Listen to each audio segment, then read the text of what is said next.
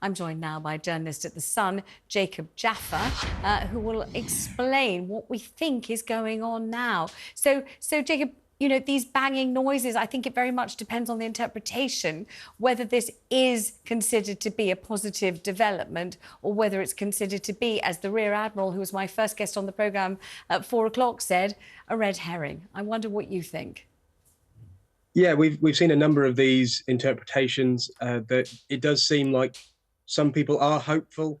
There's a friend of Hamish Harding, one of the passengers on board, called Chris Brown, who said that these sorts of banging noises at 30-minute intervals are exactly the sort of thing his friend would come up with to signal that the people on board are alive. But then we have some quite prominent experts in the field, as you've mentioned, saying, you know, there would be Morse code, or they would be more regular, or anything like that, suggesting that it could just be mechanical noise, it could be noise from the wreckage. There's all sorts of noises under the ocean which we can't detect and distinguish from one another. Can you tell me about the vessel that's arriving from France? What the point is of this? It's meant to have, isn't it, particularly sophisticated sonar equipment on board. Is this why President Macron sent the vehicle over, the vessel? Yes, that's the case. I believe it's called the Victor 6000 is the remote operated vessel that they're going to be sending down. One of the main things about it is, as you say, quite advanced sonar equipment. We've been monitoring sonar from the surface so far, but now we can actually send down a vessel which can go to the seafloor and look around for any signs of life. It's obviously not manned, and so that gives it the advantage of being able to be down there for probably a bit longer. And also it has a capacity to recover vehicles and clear wreckage. So if, as some have speculated, the submersible is stuck in the wreckage of the Titanic, it could go about clearing that away and start to bring it to the surface. And so one of the issues with the French vessel is how long it's going to take to arrive. And we know now, don't we, that we're talking about, we hope, kind of best case scenario, about 20 hours left of breathable oxygen, something around that number. When is the French vessel supposed to get there? Yes, time is very much not on the side of the rescue effort. The French vessel, as I believe one of your previous guests mentioned, is scheduled to arrive this evening, maybe in the middle of the night, and then it could take up to 2 hours to prepare it to go down, and then another several hours for it to go down, search around, and recover anything, if there is anything to recover.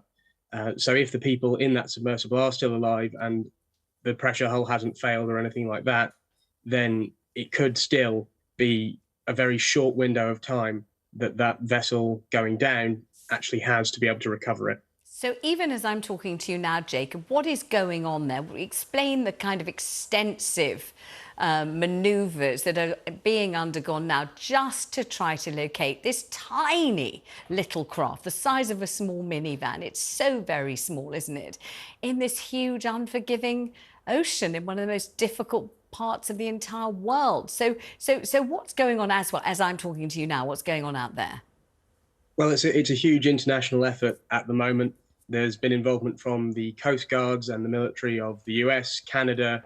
Our government's been providing support, so has obviously the French government. The predominant method of searching so far has been having military aircraft fly over and dropping sonar devices into the water to try and pick up any signs of life, and that's how they've picked up these noises. And then obviously the French vessel is arriving as we speak. It's in transit, and so it's a huge effort. But as you say, it's a tiny submersible. It's about 22 feet long. It weighs about 10 tons, and if it has reached the seafloor and has reached the wreckage of the Titanic, it could be 12,000 feet under the water, which is, no vessel has ever been recovered from that sort of depth successfully before. I mean, as I say, my first guest was a Rear Admiral who spent most of his life, as he said, underwater in submarines, military submarines, obviously. And he talked about the fact that there didn't seem to have been a backup plan here, so that when these 5 incredibly well-heeled, experienced, actually, adventurers and travellers and divers and everything else got into that vehicle, they must have known they were paying £250,000 and there wasn't a backup plan. Does that astound you as you're covering this story? Yeah, it is quite shocking. There have been some quite difficult questions posed about the safety measures in play with this journey. The vessel itself is quite basic. It's basically just a tube made of metal with a few seats, a large window, and then some controls. The people inside are bolted in from the outside, so they can't sort of emerge from it. Obviously, they wouldn't be able to at this depth anyway. But as we're showing on the screen now, it's controlled by something which looks rather like a video game controller and is a sort of reinforced version of that. It's a very basic setup. In fact, Chris Brown, the friend of Hamish Harding, who I mentioned earlier, has spoken to The Sun and said that he actually was scheduled to go on this trip. He signed up alongside Mr. Harding in 2016, but pulled out over safety fears. And so there have been questions about, there was no recovery vehicle on board the ship that took this submersible to its location. It's quite a way out. It's about 40 miles off the coast of Canada, and it's very deep. So there have been questions about were adequate safety measures put in place, and was there a backup plan if anything went wrong? And it doesn't appear that that's the case. What about questions being asked, Jacob, about very wealthy adventurers commandeering vehicles, vessels, whether it's space rockets, whether it's submarines or submersibles, or, vessels and vehicles that normally when used are not just military grade, but sort of military grade and beyond. So if you think of the sorts of rockets that NASA sent into space, if you think of the sorts of submarines that the Royal Navy uses, those kinds of things. But these are totally different level machines, commandeered by very, very wealthy people who are seeking adventure. We know about, the billionaires, the millionaires who've been into space. We know about William Shatner of Star Trek going into space. We know about now in great detail about these adventurers down in this submersible.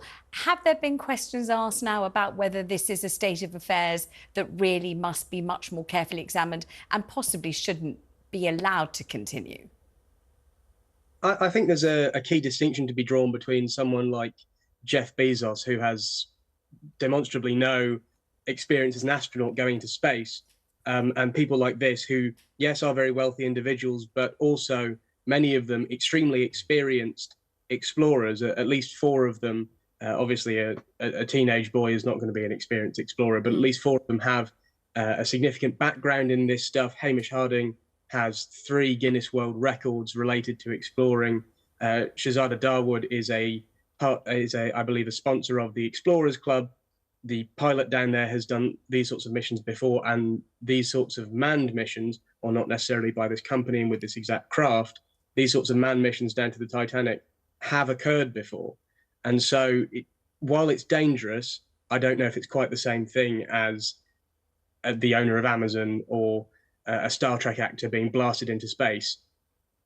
I suppose, though, people will be thinking, first of all, they'll be praying that these individuals are going to be all right, that somehow or other we're going to get the miracle that the entire world is waiting for with bated breath, that they will be located, they will be found, they will be able to unseal the submersible, and they will be alive inside. And my God, doesn't everybody want that to happen? But I wonder if sort of concurrently is running a sort of underlying thread of thought, which is, my God, how many different countries are having to deploy such expensive resources, how many kind of robotic craft are having to be sent down, how many people are having to be doing so many different things, not to mention all the worry, the anxiety and everything else generated by, let's put it this way, an excursion that didn't have to happen. Effectively, a pleasure cruise, really, to just go and have a look at the kind of ruins of the Titanic and come up again. And now almost the whole world's involved in it. I don't know whether anybody's thinking along the lines of, this never had to happen in the first place. Well, predominantly, of course, we're all just hoping that everyone in that submersible is okay and will be found. It would be a real miracle if they pulled it off. But as you say, there have been a lot of very expensive resources deployed on this, and I think it may become an area which is now scrutinized a lot more heavily, possibly regulated more heavily.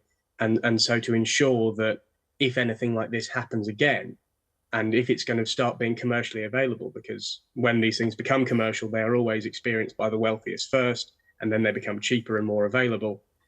If that's going to happen, there will have to be safety regulations, there will have to be procedures put in place. So if anything like this could potentially happen again, and we really hope it doesn't, that there is an instant response, that the craft can be recovered before it starts to sink deeper, and then obviously these international efforts won't have to be needed. It's interesting, I think. I don't know what you feel as a seasoned journalist, Jacob, but when a story captures the imagination of the world in this way, people start to make links between the story and human nature, and why it is that we respond so vividly, so vigorously to this story, feeling so concerned about people we don't know, feeling so overawed by the kind of majesty and nature of the ocean, those sorts of things. And people are saying various things. For example, that this appeals to a part of human nature which is predicated on a desire for exploring, for adventure, to, follow in the footsteps of Vasco da Gama, Christopher Columbus, those sorts of things. And also that there's an almost universal fascination bordering on an obsession with the Titanic, which is also come to seem to be part of human nature, that, we're born, we're obsessed by the Titanic, and we want to kind of push the boundaries and borders of our experience to explore, to find adventure, in a way to wrestle with the elements. And I don't know whether, as a journalist, you think that that is part of the appeal and the enormous fascination, and also kind of underlying the horror of this unfolding story. I think certainly, as we've seen with all these sorts of explorations throughout history, whether it be the big ones like the moon landing and everything like that, there is that real sense of pushing into the unknown and to infinity and beyond, to quote Buzz Lightyear. But that sort of thing, it just captures the imagination, as you say. And then coupled with that, the fact that so much of the ocean is untouched and unexplored, we can't even really conceive of how deep and vast the ocean is below what we see on our coastlines or in nature documentaries. And so that sense of the unknown is even more heightened, and we start to feel that real attraction to these sorts of stories. And that's why, as you say, it captures people's imagination so much. And really, you see stories like this as a journalist come along, and they just blow up beyond belief, and everything centers around it. Jacob, thank you very much indeed for joining us. And of course, we are all praying for